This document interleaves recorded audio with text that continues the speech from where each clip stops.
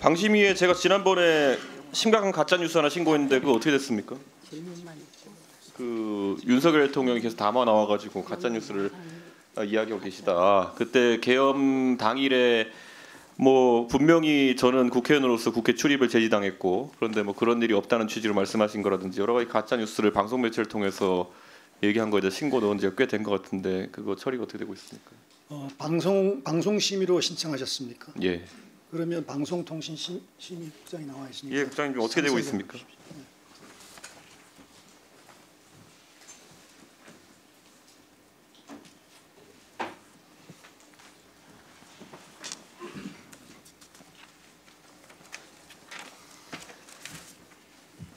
지금 그 부분 신청 중에 있는 걸로 알고 있습니다. 예, 저는 이게 지금 어쨌든 탄핵이라는 중차대한 사태를 맞아가지고 당연히 뭐 우리는 국무위원들이 어떻게 처신하느냐도 중요하게 보고 있지만 방심위는 이런 사안에 대해서 적극적으로 대처해가지고 국민들이 알아야 됩니다. 지금 아직까지도 국민들은 대통령은 그래도 일부 국민에게는 권위가 있는 분이기 때문에 저분이 하신 말씀이 사실이겠구나 이런 판단을 가지고 계속 이런 내란 상태에 준하는 국민 대립이 이뤄진다면은 저는 방심위도 책임을 방기하는 것이라고 생각합니다. 이 정도면은 탄핵이라는 중차대한 사태에 있어서 대통령이 말한 것이 거짓이라면은 검증 빨리 해야 되는 거 아닙니까? 신속 심사하는 절차 없습니까? 네, 그 부분들을 지금 위원 세 분이 검토 중에 있는 것으로 알고 있습니다. 아니 어떻게 방심위보다 언론에서 전부 다 팩트 체크해가지고 거짓인 건 물론이고 거기다 더 해가지고 더한 것들이 나오고 있는데 이런 심의 절차가 지속되면은 저는 계속 그 국가적 분열 상태가 지속된다 본다. 그래서 다시 이 자리에서 빨리 심의해가지고 결과를 내줄 것을 요청하겠습니다. 예.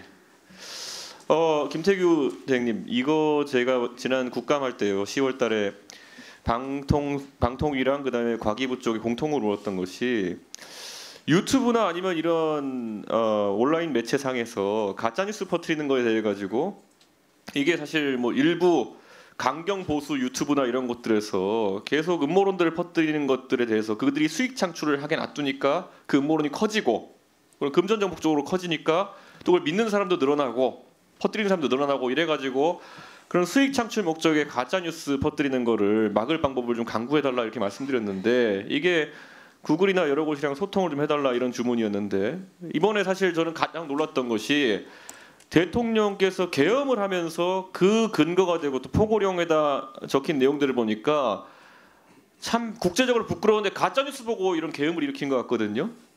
그때 10월달에 지적했으면 이미 늦었긴 하지만은 지금이라도 이런 것에 대해 적극적인 대책이 필요한데 어떻게 일을 추진하고 계십니까?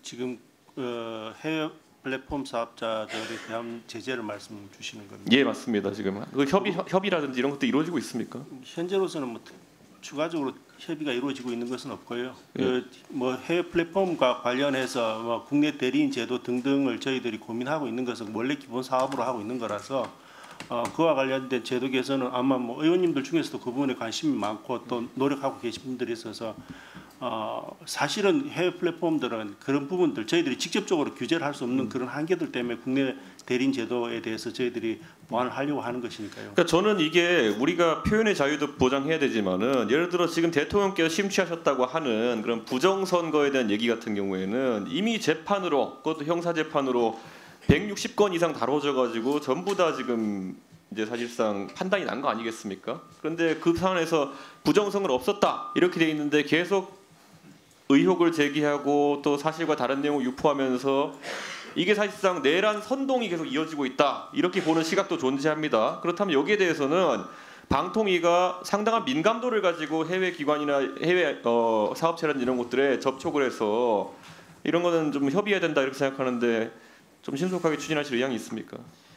해외 매체들하고 접촉하는 부분은 뭐 이전에 청소년 보호 예. 지정자 선정 예. 그런 것과 관련해서도 그게 뭐 비록 제재 금액이 크지 않지만 어떻게든 저희들이 그런 부분을 해결하려고 애를 썼고 해외 플랫폼 사업자들과의 접촉이나 그들과의 어떤 협조를 구하기 위한 노력은 지속적으로 해오고 있습니다. 실제로 구글이나 이런 곳은 가이드라인이 있어가지고요. 이런 가짜 뉴스 예를 들어 예전에 코로나 사태 때 코로나에 대한 가짜 의학 정보를 전파한다든지 아니면 전쟁 상황에 대해 가지고 일방의 프로파간다성 내용이라든지 이런 것들을 규약할 수 있게 돼 있어요. 근데 지금 사실상 내란 상태에서 저는 어떤 선동이나 이런 것들에 대해 가지고는 좀 엄격한 심의 규정을 적용하도록 그렇게 요청하는 것도 저는 답이다 이렇게 생각합니다. 별 그리고 컨텐츠에 대해서는 뭐 저희들이 나서서 얘기하는 건 적절치 않은 것 같고요. 컨텐츠 사실 저는 방심위에서 뭐 예. 알아서 할 부분이 아닌가 싶기도 하고요. 그런데 저는 사실 구글 뭐 방송이면은 이럴 때마다 접촉할 때 민간기관이라고 주장하니까 저는 국가기관에 해당하는 방통위에서 그런 부분을 뭐 방심위에 대한 관리 감독 권한도 있지 않습니까? 좀 접근하는 것이 중요하다 이렇게 판단합니다. 그리고 저는 과기부 장관님 똑같은 말씀 드립니다. 지난번에도 사실 계엄이 있었을 때 이번이 좀 계엄을 기획한 사람들이 통신을 장악하거나 하는 의도, 방송을 장악하거나 하는 의도 이런 것들이 안 보이고 선관위를 장악하려고 하는 엉뚱한 좀 계엄이 있었기 때문에 그렇지만은 통신 서비스나 이런 것들에 대해 가지고 항상 유지될 수 있도록 해달라 이런 취지로 이제 과기부에도 얘기를 했는데요. 저는 이런 가짜 뉴스 사태에 대해서도 엄격하게 대응해 주시면 좋겠다 이런 생각입니다. 어떻게 과기부에서는 생각하십니까? 예, 그 뭐 인터넷이나 통신의 문제, 접속이 안 되는 문제 이런 문제는 우리 과기정통부가 신경 써서 그런 일이 없도록 노력을 하고 있고요. 또 실제로 지금 우려하시는 부분은 전시 상황이 올 때에 일정 부분 이 통신망을 확보하기 위해서 그렇게 할 수 있다 이런 내용입니다. 근데 지금은 망 분리도 돼 있는 상황이고 충분히 이 분리가 돼 있는 상황이라서 굳이 어떤 그런 조치를 취하는 것이 전시에도 합당치 않다 이렇게 말씀드릴 수 있습니다. 사실 이건 또 약간 정치적인 얘기일 수 있지만요. 우리 장관님 그리고 우리 직무대행님 그 지금 사실 이 자리에서 아마 두 분 못지않게 야당 의원들이 많은 질타를 하고 또 이렇게 또 질의도 했던 분이 아마 박장범 KBS 사장일 텐데요. 지금 바뀐 이런 환경에 대해 가지고 KBS는 최근에 대처하는 방식이나 이런 것들이 많이 달라졌다라는 평가를 이미 받고 있습니다. 그래서 저는 물론 윤석열 정부의 국무위원으로서 두 분께서 역할을 하시지만은 지금 국민들은 이 탄핵 사태, 이런 계엄에 준하는 내란 사태에 빠른 종결, 그래서 헌법에 따라 국가 정상적으로 운영되길 기대하고 있습니다. 그래서 두 분도 그걸 염두에 두고 좀 앞으로 판단해 주셨으면 하는 개인적인 부탁을 드리겠습니다. 그렇게 해주시겠습니까? 네, 뭐 저도 정치 불안이 계속 지속되는 것은 국가와 국민을 위해서 전혀 바람직하지 않다 이 말씀드리고요. 또 여기 계신 의원님들께서도 한 마음으로 조금 해소하는 데 노력을 해주셨으면 고맙겠다 이 말씀드립니다. 혹시 김태규 부위원장님도 탄핵 부분은 사법적 판단 부분이라서 제가 관여하거나 언급하는 것 자체가 부적절하다고 생각을 하고요.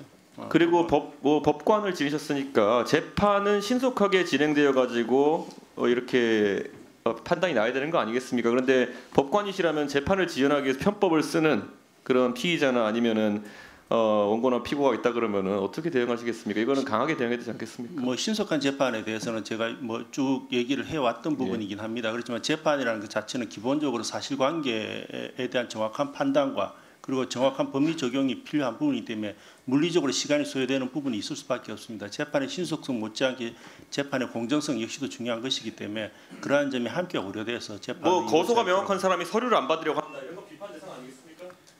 뭐 그 부분에까지는 구체적인 그 일어난 현상에까지는 제가 말씀드리는 것은 적절치 않아 보입니다. 일반론만 말씀드리면 될 것 같습니다. 말씀해 주셔도 좋았을 텐데요.